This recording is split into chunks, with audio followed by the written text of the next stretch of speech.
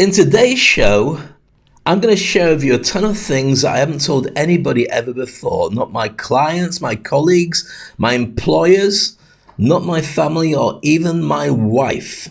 Why? Because this is full disclosure. It's important to be able to know who you are, to be able to then reset who you need to be in the future. Now, it might have a knock-on effect of making you hate me or dislike me. You might turn around and say, oh, never again. But you might turn around and say, actually, I like this guy a lot more because it's come clean. In fact, I could do this for myself. I could find more success by carrying less baggage with me as I move forward to discover what my true legacy should be. My name is Dave Crane. My mission is to help you to learn to jump and grow wings on the way down. This is season 4 of Speak on Stage.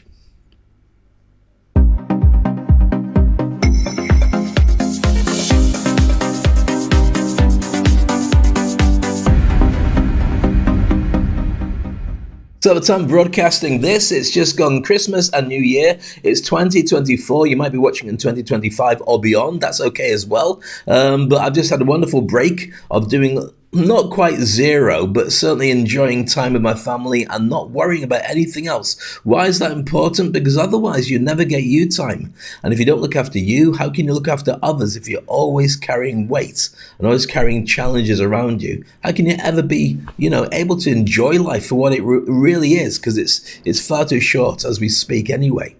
So today's session is the beginning of season 4, and it's all about origins. It's all about my origin, to share with you some things that have actually driven me, because here's where the big challenge is. When you see my posts and you see the things I do and I go, yeah, I'm just doing this, people turn around and say, oh, well, that's good for you, Dave, good luck. And we don't realize what goes into it. I'm not saying, hey, Dave's great. I'm just saying that you can do everything. Let me put this in perspective. This is who I am.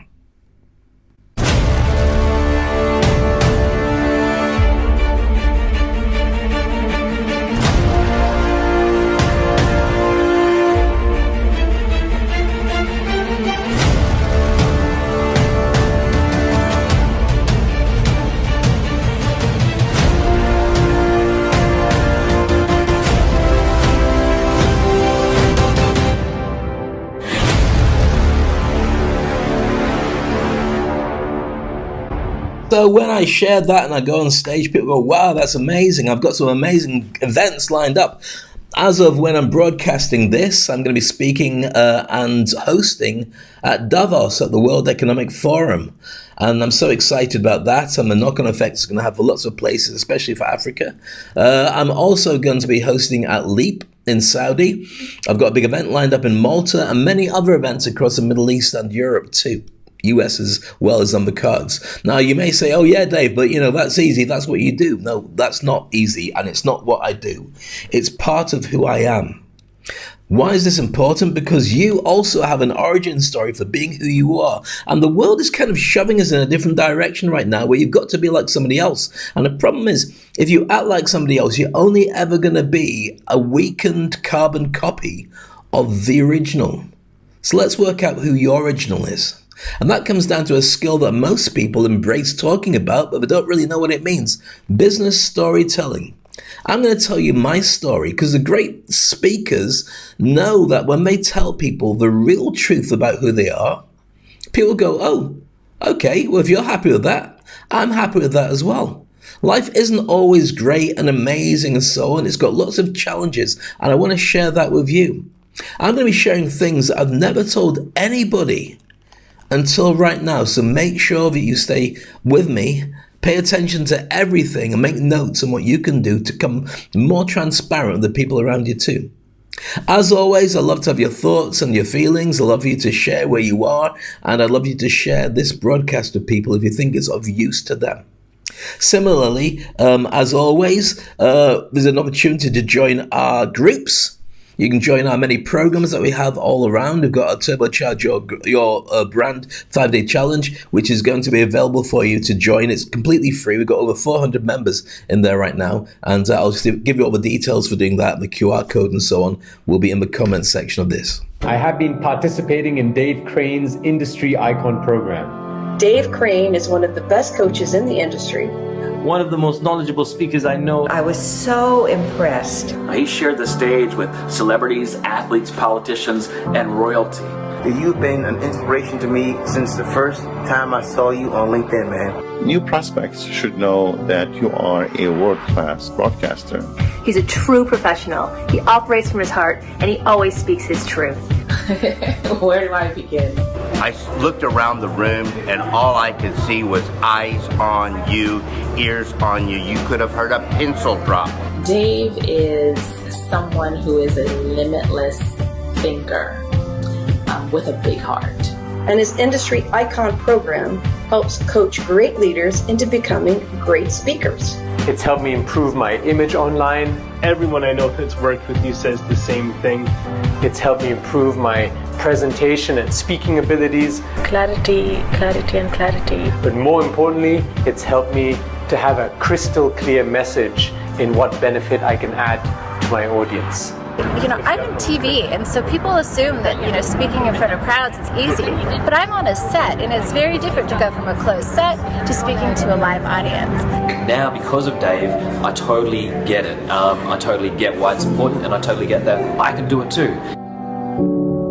Seems simple enough, doesn't it? Seems easy to be able to put that out. It's not. And I want to share with you in today's episode of Speak on Stage the home truths that will really help you to be able to be who you need to be able to get the successes that you get. Because one of the things is, for everybody who watches this show on a regular basis, you know it's kind of funny. I share with you jokes and so on. I'm happy to do so today. But I hope that not only is it motivational, inspirational for you, but you find some gems in it that allow you to find a new version of you. Why is that so important, especially 2024? Because you might find that your job is under threat by AI if you don't step your game up and start embracing it and raising your own game as a direct result. You might find that as you're getting older, then suddenly the challenge is that you're over 50 and they're trying to get you out the job, get somebody in younger who's not as smart or as experienced, but they just come straight from university or come from a couple of other jobs and they're hungrier than you are. Might be a number of different things. So if that's the case and you're starting to realize that you need to upgrade your game, this is definitely for you. Now, let me show you this. Your brand is what people say when you leave the room. I've said this many times before, because branding is so important in everything we do. If you don't have a brand and you don't exist, nobody knows who you are. We're just going to prejudge when you walk in the room and say, oh, well, it must be that, because all my experiences tell me that's as good as you are, because I've seen other people who only do that, and they don't know you. Now, most people settle for that, but I'm telling you now, you shouldn't. But if you don't do that, you got to ask the question, who are you really? Because that version of you can enhance and share with the world. Why does it matter? Very simply, because if you don't do it, you'll never find out your true potential, because nobody will help you to get there. We can't do this stuff on our own. We have to be there with people who understand and resonate with us, people who get our Wi-Fi code, people who want to travel with us for at least a part of the journey, and that helps us to get there faster. Do it on your own. You don't even know where you're heading most of the time. So key to this is to create trust and credibility. People know you and trust you, and when they go to work out whether you can do what it says on the tin, they can see proof, the credibility that you do deliver everything that you say you're going to do. So why is that relevant? Well, let me share this diagram with you. Have a look at this. So what do people buy? Well, here's the process of the sales or the marketing. People say, I've got a headache. What is my headache? All right, I've got this and that. Who can fix it? And they get a short list of people, usually from Google or from word of mouth, on who they reckon would be the right selection to be able to help them to be able to do this. And then that's a question, are they the best potential fit for me to be able to do this? Once they've worked out whether that is true or not, they then turn around and say, okay, let's get in contact with them. Once they've got in contact, they say, right, is this something that's going to fix my headache? Has it done it? If the answer is yes, then that's it, sold. Now, they'll probably ask a question before that, which is, can I get this cheaper from somebody else? And the answer is usually always yes, but have they got the trust and credibility that you've got?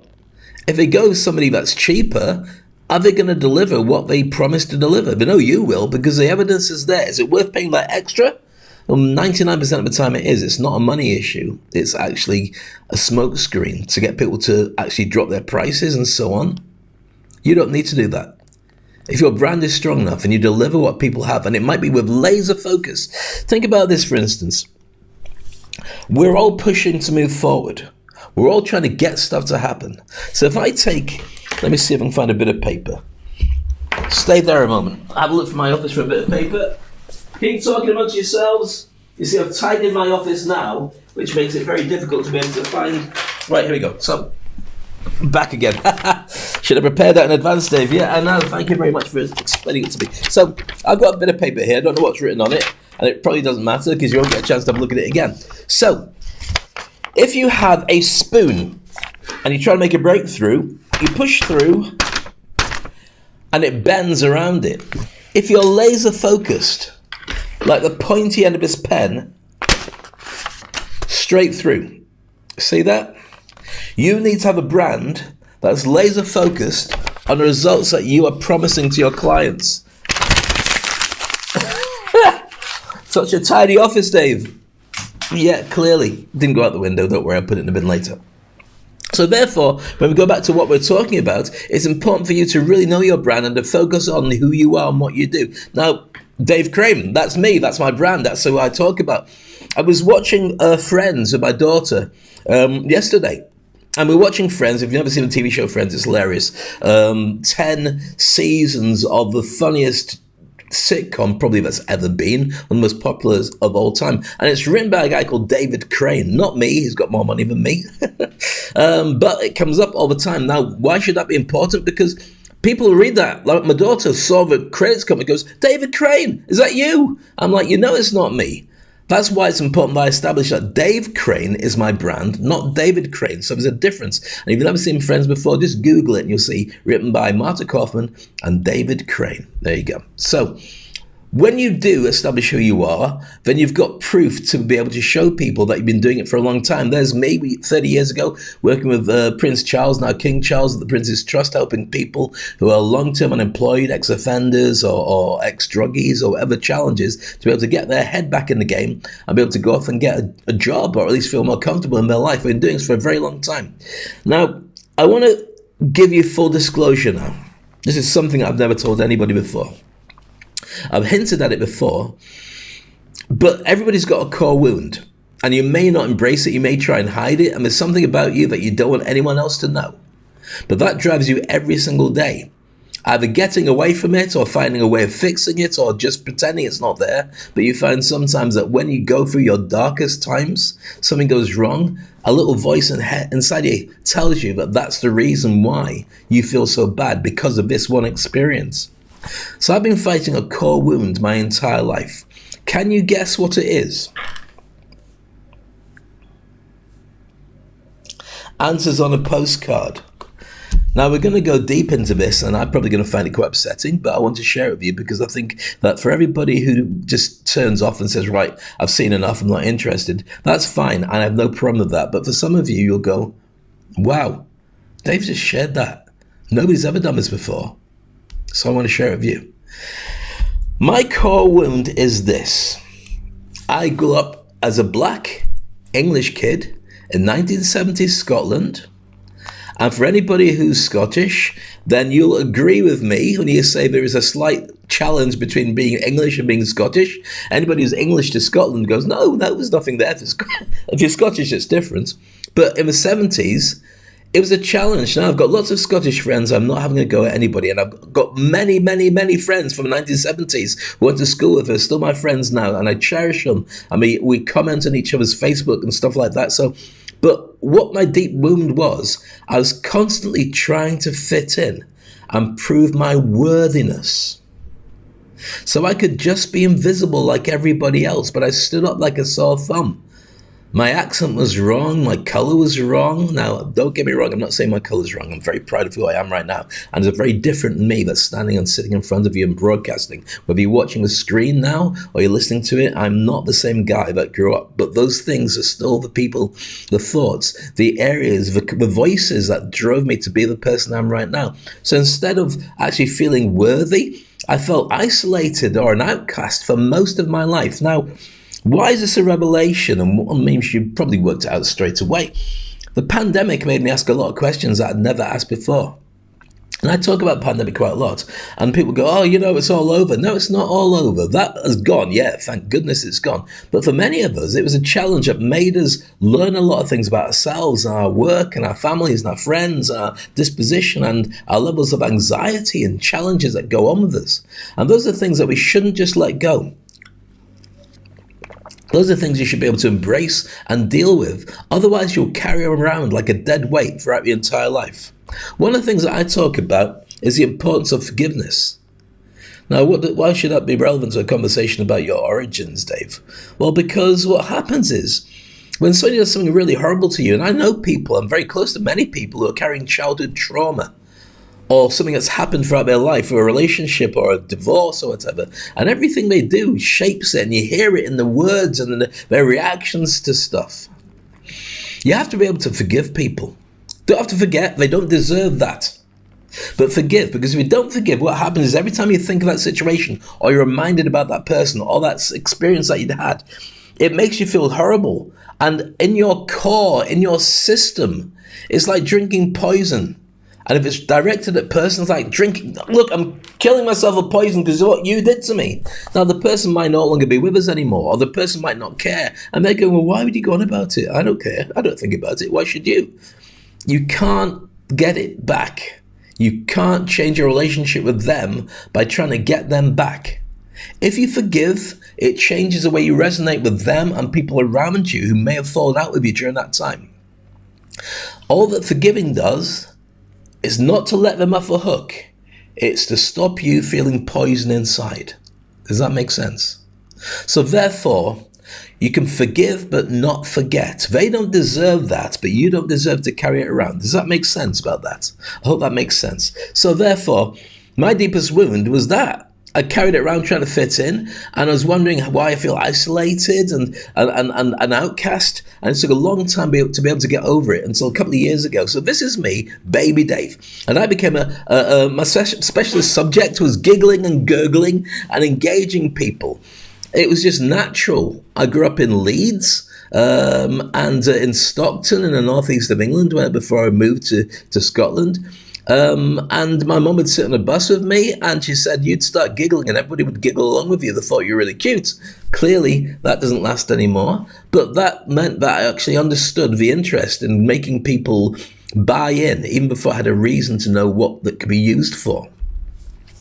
So there's me again. Can you guess which one I am in a black and white photo? It's not easy. This is us in Scotland. This wasn't our normal school kit, by the way. This is us taking part in a Brassey Primary School production of Mary Poppins, and there's little me just in the bottom corner. If I point like that here, can you see?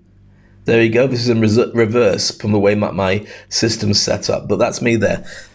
So that's me trying to fit in with everybody else, and I'm friends with probably about a third of the people on that page. Not because I don't like everybody else, but I've chased up making friends with them again, or they found me on Facebook, which I'm very, very grateful for. Okay, and here's me. 40 plus years, it's actually 50 plus years entertaining on stage. That's that same event, Mary Poppins, me singing a song, or me, I don't know what I was doing there.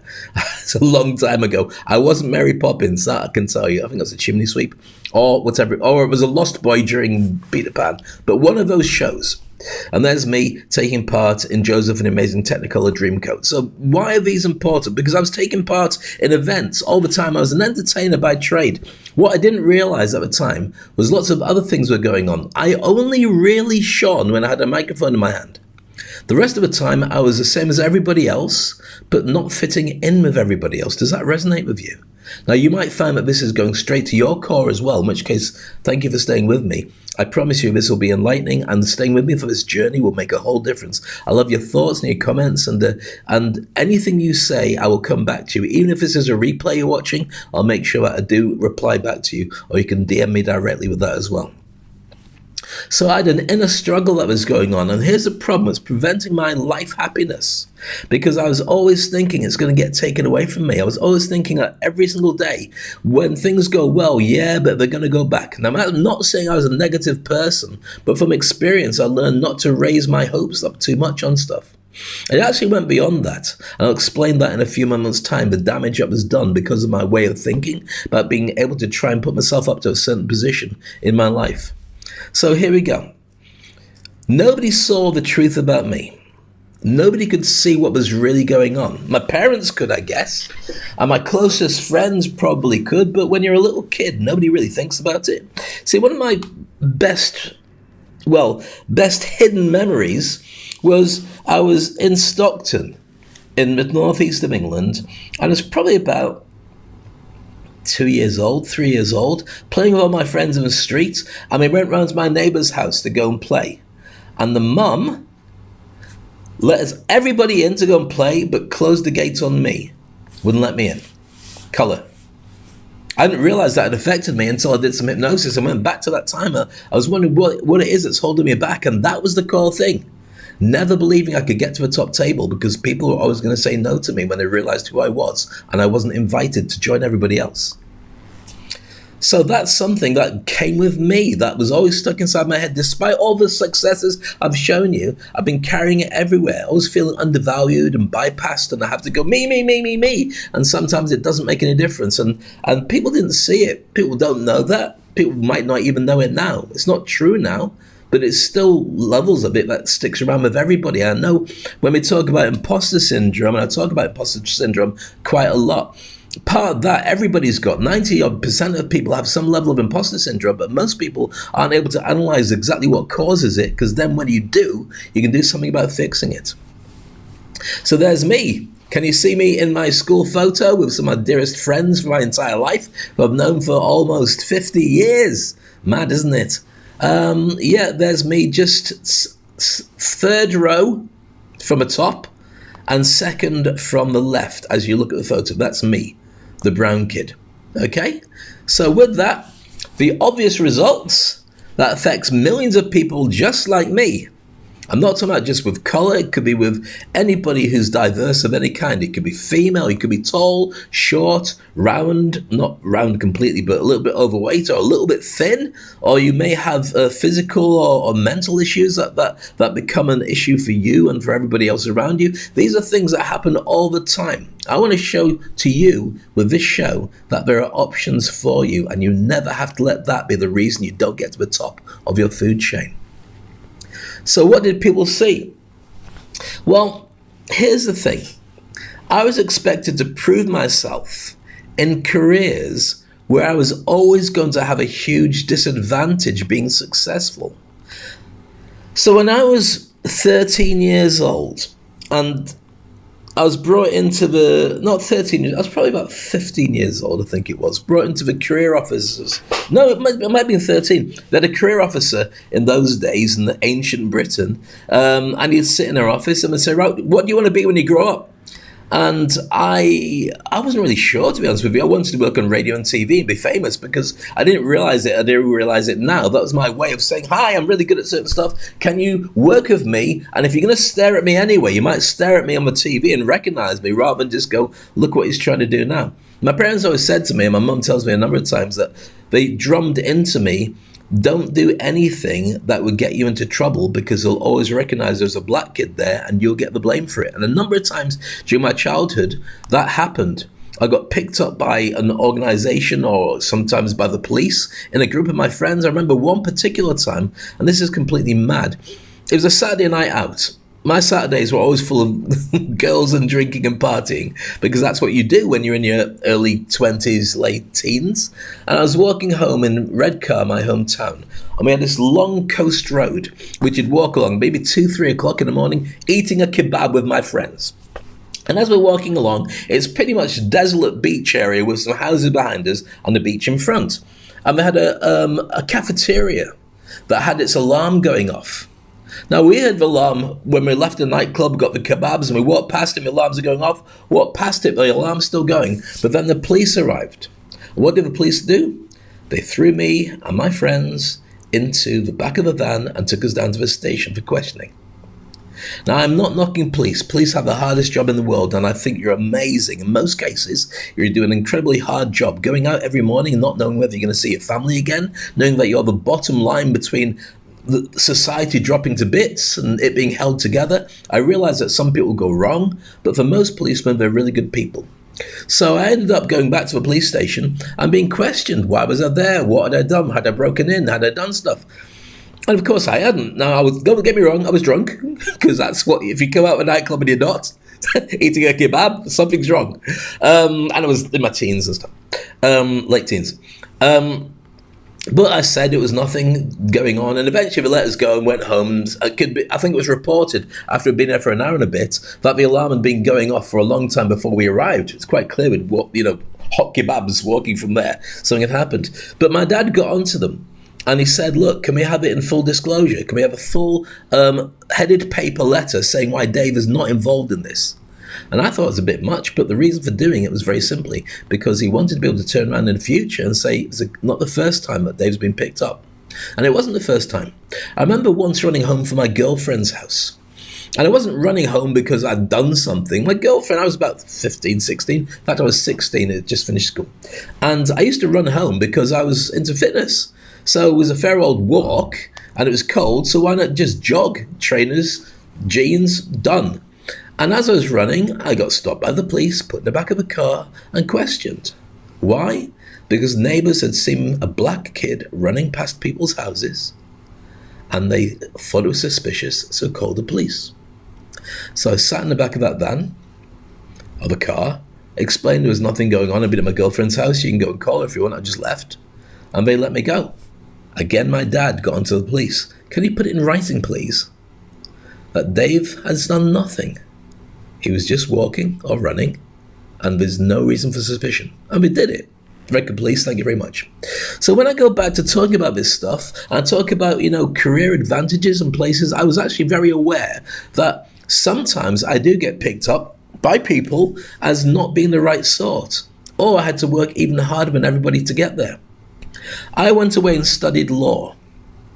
And I studied law because I basically wanted my parents off my back. What are you going to do for your career? I'll be a lawyer. Why? Because it stops you complaining that I don't really want to do it. So I went away. And I remember sitting I was elevated to being on the law committee or the law panel, whatever it was. So with there, I was with about 6 or 7 other lawyers and invited in to see one of the judges. We went along in Chelmsford in Essex to meet one of the top judges and top barristers who was going to talk about the relationship we would have with the courts and good luck with our degree and all the rest of it. And one of the things that hit me first of all was in my first year of law, he singled me out. I was the only kid of colour in the room. And he said, I wish you all the very best of your career, but for you, you're going to find it very difficult. I went, well, why? He said, because there's lots of racism in the industry, and you will find that people will push you back, and you've done nothing wrong. Do you know what I did? I left. I'd had enough. That in my subconscious mind said, why are you trying so hard for this? And I dropped out and I went in a different direction, and the direction led to where we are now, cutting a long story short. But it was really challenging. You see, I was always trying to fit in. I was always wanting to do stuff, and it's really strange how this happens. There's me wanting to be a spaceman. Well, my parents bought me that costume for Christmas one time, and I ended up speaking on stage at NASA. How cool is that? That's me going to school and me going off to university. So there's lots of different stories I could share, but I'm not going to. This is me scoring a goal for Trim Thistle. Yes, that is me in the centre, scoring a goal. I was number 9, centre forward. I wasn't a great footballer in my head like everybody. You want to be able to play for England or whoever it is you wanted to. And I remember, and this is a true story, I remember when my parents moved me from Scotland to England because they wanted me to have a better advantage at school, and they realised I was going for a really hard time and it's hard to fit in, and my grades were reflecting it. And on my very last game before we left, it was a big five-a-side tournament, and the nickname I had, and this is going to freak you out, it wasn't a nickname I encouraged or answered to, but certain people in my team referred to me as Woggy, which is not a great term. So they shouted, Woggy, Woggy, you've got to come over here, Woggy. And I ignored it. I just pretended I was deaf when that happened. And then the team came over and brought me over. And the manager was there. The whole team were there. And they presented me with a trophy. Here you go, Dave. This is from Trim Thistle for all the hard work that you did for us to be able to be in our team for like 4 years or 5 years. We wish you all the very best of luck.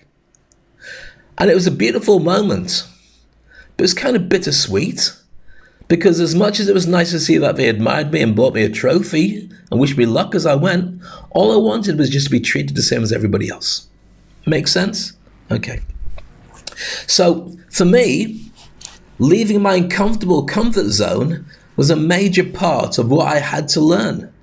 In order to be successful, I'd have to stop trying to fit in with everybody else. I had to realize that not fitting in was actually my comfort zone. So what changed?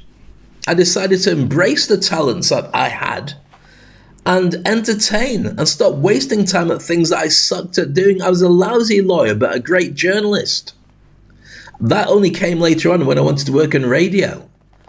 Would I have been a great lawyer or barrister? Yes, I would have been very good at it, but at the time it wasn't my skill sets. And after that discussion with a barrister, it kind of put me off the whole thing. Now here's something I found out later on, chatting to my mum recently. My dad passed away about 2 years ago through COVID. And she said that I won a competition in Scotland, Search for a Star. It was like Britain's Got Talent or whatever. It was like a nationwide around Scotland competition. We played at different theatres and judges voted, and we were on tours. A guy called Archie McCulloch, who was a big TV star at the time, who was hosting it, and he was a really, really nice guy.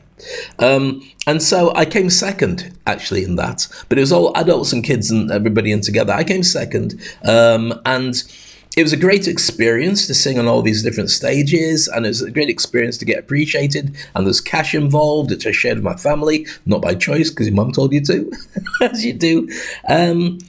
But the whole experience was enough for my dad, I didn't realise this, to say we're not going to put him in the entertainment industry. Strange doing what I do now. My dad made a point of saying to my mum, we're not going to drag him through the entertainment industry. It's too cutthroat, it's too bitchy, and it's not right for a child to have to go through this. So they stopped. I didn't realize this. I only found out a couple of months ago. My mum said to me that my dad had decided this because I spent my entire life trying to find the entertainment side. And I didn't realize that my mum and dad had taken their foot off the gas. Now, they'd always supported me, always come to my events and always said, you're doing great. Always, without fail. Even if I didn't particularly like it, my hypno shows or whatever it was, they always came along and they liked them a lot. But they always supported me. But I didn't realize they hadn't pushed me. They wanted me to go into something else. So when I said radio and TV, that would have been at the heart, now I think about it, it just really makes sense, of them discouraging me from being in radio and TV and getting a job for being a lawyer. Wow. There you go, you learn something new about yourself as you go. So I embraced my talents as an entertainer and stopped doing things I wasn't very good at.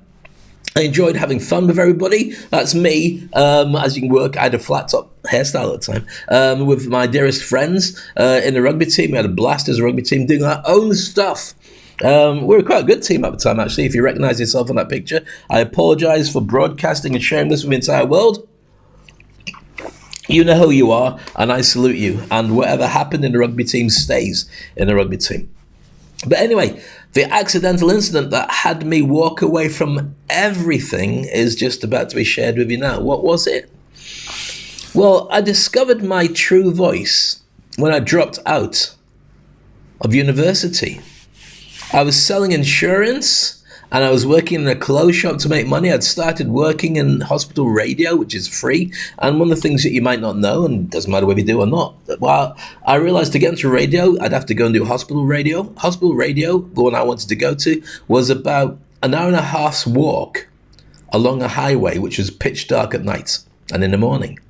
And it was cold weather. But on a weekend, I had 2 weekend shows. A Saturday and a Sunday. And so I set off, and it was hospital radio, so nobody's really listening, we're all lying in beds. But I got the chance to be a radio person. So I had a 1 hour show, I think it was, maybe 2 hours, probably 1 hour show. And I had to get up for about 4:30, walk in the cold, carry my record cases out to its hospital, then do a show to nobody, and then pack up and come back by about 7 o'clock in order to go to my job in a clothes shop. And I did it on Saturdays and Sundays. And you've got to be really dedicated to do it. I was DJing at the time in a big bar called the Army and Navy in Chelmsford in Essex. I don't know if it's still there. And I was selling insurance to try and get a proper suit job. But I wasn't very good at it. I didn't particularly enjoy it. It's horrible. Didn't like it. But no knocking in financial consultants who do it now. Good luck to you. I know it's a difficult job. So anyway, the event that changed everything was I was DJing in this place and getting a really hard time because the manager was all right, as managers are in bars and clubs, but his wife hated me. And whenever I was DJing or when I was talking, she'd turn my microphone right down so people couldn't hear me in the middle of me speaking and just look at me like that. Sweetheart. But they had a family fun day. And this family fun day was a weekend plan to just open it up and have lots of games and competitions that everyone who went to the pub could bring their families and enjoy. And so I was hosting it, or co-hosting it with a friend of mine called Gus, who's another DJ.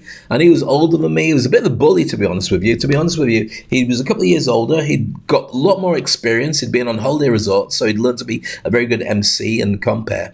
And we were kind of like friends. He was like older and he was almost like a mentor, but he did his own thing first. And then if there was anything left, I could have it. Certainly didn't protect me with the politics that was going on inside the bar. But aside from that, we were quite good friends. And so we were hosting this event and I got a chance to hold a microphone and I realized I was really good at doing it. I was really good at being able to work the audience and play games and do stuff. And for the first time, I held a microphone for about 3 hours and worked games and all sorts. And they watched me do it and went, wow. And it fell into place. This is what I should be doing. So what's a big difference that it made? Well, I was a DJ for a long time. And I realized that I was a good DJ. I wanted to get on the radio and do all the stuff that I grew up listening to Radio 1 in the UK and be like one of those Radio 1 DJs. But then I realized that maybe I needed to have more skills than what was being given to me because I was competing against people who are doing the same kind of thing as me. So the last person I expected turned out the best person I could have hoped for. That sounds cryptic. Well, let me explain to you. Remember I mentioned this guy Gus, and I've not been in contact with him since then. Gus, if you're out there, my love. As you can see, that incredible night when he persuaded me to do something, I ran with it, and it's been that night changed everything. And you may have a time that changed your life as well. Let me explain what that was. So we'd done that family fun day. I'd got a taste for holding a microphone, not just playing tunes. Anyone could do that, but holding a microphone and talking. But I was frustrated because Maureen didn't like me. She kept switching off the microphone, making it difficult for me to embrace my skills. But Gus said to me, you know what, Dave, you shouldn't be here anymore. He said, you're not a DJ, you're an entertainer. I went, what? He said, you're an entertainer. I said, no, I'm a DJ. You know, this is what I do. He said, no, but you don't know that because you're in the wrong place. You'll never find out here who you truly need to be. And what he did was he got in contact with Warner Holidays. And he said, I used to work there. I used to be a entertainment manager or MC or whatever it was. And he said, I've been in contact with them. I'll book you in to go and have a audition to become a full-time team star, I think it was called at the time. Warner Holidays were green coats, and for anybody who knows British holiday camps and so on, Heidi High and Butlins and so on. These holiday camps were created in the 1960s and 50s and 60s because the working class after the Second World War needed a place to go from the factories to just actually enjoy a holiday. They couldn't go abroad. It wasn't even a thing going abroad. Nobody had the money. So they created these special holiday resorts where for a very cheap amount of money you could go there, get food covered for the investment fee or whatever you paid. Your family would be there and there'd be entertainment for you for 1 week or 2 weeks when you go home. So that was your 2-week holiday, would be in these holiday resorts. Of course, people had to entertain them. And so that's where the legacy of a lot of the big entertainers on British television came from, that background of holiday camps. And so Gus had said to me, go to the holiday camp. I've booked you in to have an audition. Then it was the night before my audition. Of course, I got cold feet. Why? I had a girlfriend, I had friends. I'd been in Chelmsford for 4 years. I'd gone into university, dropped out, but I'd started creating a life. I had people who were local in Chelmsford, some of my dearest friends. And Steve Woodley, if you're still out there, or Gav Embury, if you're still, or Neil, if you're still at Mark, contact me. I'd love to know where you are. Tried to look you up, but couldn't. So I didn't want to leave because these are my dearest friends. And I thought, well, maybe I'll do what everyone else does. I'll just get a job in London and just commute from Chelmsford because I got on with everybody. And he sat there after I'd finished DJing from 1 o'clock at night up until about 5 o'clock the next morning. 4 hours drinking tea and saying, you should go, you should go, you should go. If you don't like it, you don't have to take it, but you need to go. And eventually, just because of his persistence and his nagging me, I said, okay, I'll do it. And I went. So I went away to the audition. I had to sing. I don't think I had to DJ, just got interviewed about my personality, and that was it. Anyway, a week later, I got a message from Gus saying he'd been in contact and checked up on it, and they loved me and they want to offer me a place to go. I went, okay. And I got a letter offering me the job, and the money was rubbish. I'll tell you what it was. In those days, it was about £60 a week. Bearing in mind, as a DJ in those days, I'd probably pick up about £70 a night. In those days, it's going back 8,000 years ago. But food and accommodation and a chance to learn, so I went. I said goodbye to everything, put my stuff in storage, and went away to the holiday camps. And it changed my life. Everything made a huge difference because he realized that I should do that. He realized that I was destined for more. And that's what I tell people when I work with them on my Industry Icon course, on my program, on my Game Changers, and my Turbocharge Your Career 5-day challenges. I'm not saying it by accident. I'm saying it because I've been through this experience. I've been nagged by somebody to see how much potential I left on the table. That mentor stepped up for me. And here's the weird thing. Once I'd gone away to the holiday resorts, I came back shortly after during the first break, and I saw him again and caught up with him and said, yeah, it was great, fantastic. And then I never saw him again after that. So Gus, it's been, 40 years? So if you're still around, thank you. Anybody still knows Gus, then I don't know his surname, it's just DJ Gus, then thank you so much. So I went away. And this is me becoming a full-time entertainer. And many of the people there are still big stars. There's Sean Rollo. In fact, I'll make myself smaller here. The guy dressed as a clown is Sean Rollo Rollinson, who was the Cornish clown. He was the most talented kids entertainer I'd ever seen in my entire life and still is. And he's doing very well in the UK. The guy with the glasses on, it was his car. The guy with glasses on, not the dark glasses at the back, that's Neil Wheatley, who's a top entertainer and comedian, doing Panto, just finished it as we speak. Really, really cool and talented guy. Mark Goddard, who's Britain's best Elvis, with his hand up next to me. Can you see which one I am? What do you mean you can't see me? Look, that's me with my arms up in the air like that. Yeah, sticking my tongue out for no real reason, apart from probably shouldn't have. So next to me is Mark Goddard. He became my best friend during that time, and we're still in contact now. Really, really talented guy, lives in the UK. And the rest of the people are there. Lisa and Chaz, we did a Chaz and Dave show, and that's another story. And Neil's girlfriend, can't remember what her name was, and little Debbie and Gail in that. That's everybody there. And so I just wanted to say hi to them because I love them all dearly. And so it was a really hard season because what we've done at this particular place it's called Warner's Puck Pool. And Puck Pool and St. Clair were together. This is a story for another time. And they made us a super centre, and all the people went to Puck Pool, and all the people went to St. Clair, hated each other because they used to be rival venues. They made them one super centre, so everybody arrived when we hate this idea. We want to hate them. And so they hated us. And we're all first-year entertainers. So it was a really tough year. But I went through that and I experienced it, and it was an amazing time. Then I did another season, and then I went off to study to become a radio journalist. And that's me working as a freelancer for BBC Radio Cleveland with Tony Walker, I think it was. Tony Walker? Anyway, I can Google them. We were best friends 8,000 years ago, holding a Radio 1 roadshow, a BBC Cleveland roadshow. Yes, look at my legs, or even better, don't. And I went on to take part in Blind Date, and that's myself and Naz. Not Naz. Mass. That's it, Mass. Gorgeous girl who hated me. And there's stories about Blind Date I could tell you, but I'm not going to. And there's Cilla Black. You can look it up, it's online. In fact, I was going to share the video for Christmas, but I won't do.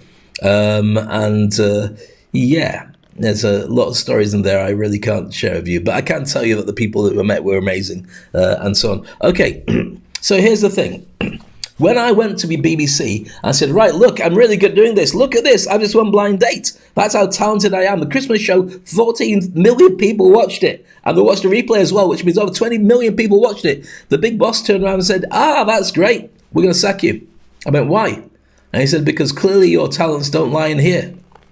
You should be elsewhere. Now that sounds like he's going, oh, wow, yeah, you know what? You're better suited to entertainment. He wasn't. He just wanted rid of me. Why? Well, you can answer that yourself.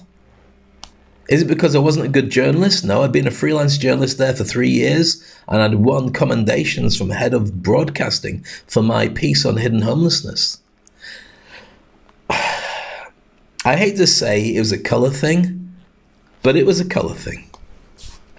So therefore, the reason that that made an impact is I realized that I had to make a change. What was the change I made? I said, I've had enough. I went and applied for lots of different jobs on TV shows, didn't get them. I went, you know what, forget this. I didn't say forget this, I said ruder words than that. And I jumped on a plane and came to Dubai, and the rest is history. Went on to do some incredible things in Dubai, and I got everything I ever wanted. Worked with all the bigger stars. I won't show you videos. You've seen all this stuff, blah, blah, blah, blah, blah, blah. Yeah, Dave, well done. Ha, ha, ha. Okay. In fact, very quickly, this is what happened when I left. Ladies and gentlemen, I've hosted over 1,000 events, and there's nothing more exciting or nerve-wracking than getting to introduce one of the best in the business. He's an award-winning international motivational speaker and coach. He's worked with celebrities like James Brown and Bruce Willis. And I'm Jack Canfield. And I'm Brian Tracy. And I'm John Gray. I'm Jared Robin. And I'm Perry Marshall. Hi, and I'm George Regan.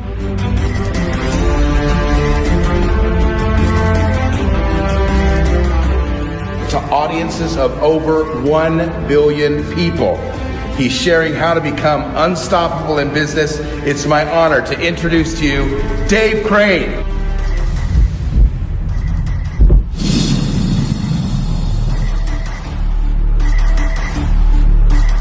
So I'm showing you that video. I wasn't even going to show it to you, but it's important to be able to say that every single thing that I am now and the gigs I've got lined up, big gigs in Malta, I'm speaking at Leap in Saudi, the world's biggest IT event. And I'm also at the World Economic Forum in Davos in a couple of weeks' time. I've got tons of stuff. All that is traceable back to the crappy time as a kid and the need to try and fit in that core wound I was carrying around. If anything had changed and been less painful, I would never have made the change to get on a plane and get to Dubai and do what I did. In fact, if anything had been less painful, I'd never have gone to the holiday resorts to be an entertainer. I'd be a local DJ working in insurance, maybe even now in Essex. Every single thing that happened pushed me that little bit more to become who I am. And that's why it's important to understand what your core wound is. Know your origin story, but if you leave it, you won't end up finding out who you can truly be. You end up thinking you're frustrated for good reasons. And that's why I spend my time now. Everything I do is to help you to get onto your own top table. I'm not looking to get on top tables now. I'm connected to lots of really powerful people, millionaires, billionaires, successful business people in every single industry. I meet them, I speak at their gigs, but I'm not looking for anything. I'm not looking for a job in their company. I'm looking to host their events or speak or train them or teach them how to do branding or get them to a level where they get over imposter syndrome so they get to grow themselves. Most of the clients I work with, when I do one-to-one mentoring and we do the Industry Icon program, end up making 6 or 7 figures on top of what already they were making before. So if they're successful before with a successful business, now they're even more successful and they go straight to the top of the food chain. That's what I do now. I don't always work with those people. I work with everybody who's interested on raising their game. That's why I've got a free WhatsApp group you can join, and the details are in the comment section. So I help you in your own industry to get onto your own top table. And so now, years later, my international career experiences have allowed me to help people, as I've mentioned to you there, and get you to the top table. This is me on stage opening up for Kanye West at Media City. But about 15, 20,000 people come along to see, not to see me, came to see Kanye, but or Ye, as it's called now. But my job is to host it as a local celebrity. That's me hosting the party for actually about 20 years. Emirates Airline Dubai Rugby Sevens, and it helped me broadcast over the year to maybe over 20 years of about 200 million people footprint watching a TV show. That's well over 1 billion people over the years that will have seen me do my stuff. Opening Planet Hollywood with Bruce Willis and Sylvester Stallone, Amitabh Bachchan, lots of big stars like that. Interviewing James Brown when he came to play on stage. In fact, I had the honor of bringing him on stage, which is an amazing experience as well, along with who else was on as well? The Supremes and the Temptations as well. What a lineup, oh my goodness, in Dubai. And yes, I was very young in those days. Me doing a first stage hypnosis show in the UAE. I learned to do it in Vegas, and I've taken it all around the world. In fact, I've started doing them on the QE2 as well. And that's me winning an award as the best motivational speaker in the Middle East and North Africa region. So all this stuff is down to one thing. understanding your origin and getting over yourself and realizing that you can jump and grow wings on the way down. All the things I've done are not me saying, look at me, I'm great, I'm Dave. This is me saying, I'm not that special. But I did make a few decisions, which is maybe it's not the environment, maybe it's me. Maybe I should drive myself to a point where I find myself comfortable in who I am and what I do. And the pandemic allowed me to realize that I was on a trajectory to not where I wanted to be, but still to where other people wanted me to be. So I decided to take charge of that and change all this. And this is an open invitation to you to join me. So now you know the real me. This is me. This is Dave Crane. You know what's driven me. You know my history. And if you've lasted this long with me, I hope that you've enjoyed the experience of it. Because this is 2024. That'll be 2025 and beyond. Your new journey starts right now. And if you don't do something with it, then somebody else will. But I promise you, I will be there for you when you're ready to join me. Just don't leave it too long. If you have any questions, then feel free to ask me directly. If you want to join my programs and so on, then feel free to contact me directly. Go to speakonstage.com and have a look at the many programs we've got available for you there. We will get you there. I mentor people like you who are decision makers to jump and grow wings on the way down. That's what I do. This show is dedicated to inspire you to be able to do that. That's at Google HQ in Dubai, mentoring speakers in stagecraft. And the Industry Icon program, which I put together to be able to help you to raise your game. In fact, if you don't know anything about the Industry Icon program, take a quick look. It will be on my website. And ask yourself these questions. First question. Which experience created you? You know my experiences, and that one night that Gus said to me, you must go, was the one night that changed my life. I became the best entertainer in my industry. Not in my industry, that's a terrible thing to say. I'm not the best entertainer in my industry. I found my niche really well, and I became better than most of the people I was competing against on the way up until now. Next question is, which lesson grew from the pain that you carried your entire life? Now you're aware of it and you've had a look at it, you're working out what it is. What experience created that pain and created you? And what could you learn from that will make your life different? Next question is this. What will you do differently in 2024 than you've done your entire life now that you know this? You don't have to tell anybody about it. You can always tell me. I ain't going to laugh. Why? I've shared with you stuff I haven't shared with anybody else. Full transparency. I did promise I'd do this, and I hope that you understood that I've actually done that. So, 10 conclusions I'll share with you before I finish today's show. And I apologize for it being long, but I'm not going to apologize for the stuff I shared with you, because I think if you've dropped out in the middle of this, you know, come back and join it again. If not, check out my other podcast, by the way. Make sure you subscribe to it on Speak on Stage. So, 10 conclusions about life. First one is this. I'll go big screen for this. Nobody can save you but yourself. So why are you still waiting to be rescued? Number 2, the system is designed to get you through school, off to university, into a job, but in order to get there, you have to become invisible and weak and unprotected. You don't have to stay like that. The system is meant to make you fit in with everybody else. Comfort zones, number 3. Comfort zones break down your immunity to survive life's toughest challenges. If you stay inside your comfort zone, you'll never know how good you really could be.